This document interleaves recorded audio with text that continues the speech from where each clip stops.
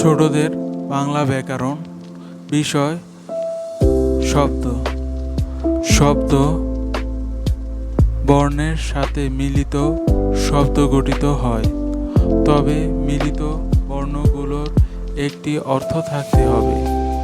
শব্দের একক বর্ণ, অর্থাৎ শব্দকে বিশ্লেষণ করলে বর্ণ পাওয়া যায়। যেমন কলম একটা শব্দ, একে বিশ্লেষণ করলে ক, ল, ম এই তিনটি বর্ণ পাওয়া যায়।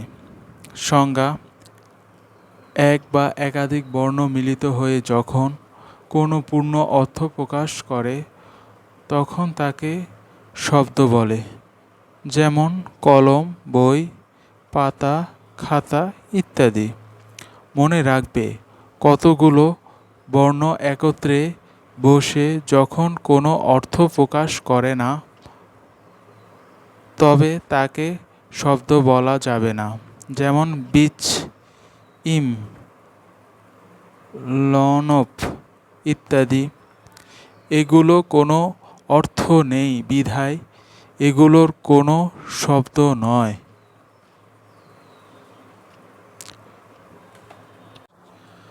শব্দের শ্রেণীবিভাগ: উৎপত্তিগত দিক থেকে বাংলা ভাষায় শব্দসমূহকে 5 ভাগে ভাগ করা হয়।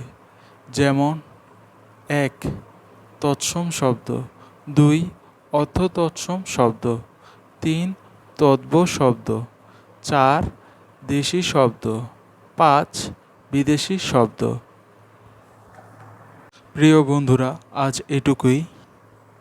ভিডিওটি ভালো লাগলে লাইক করো, শেয়ার করো, সাবস্ক্রাইব করো। ধন্যবাদ।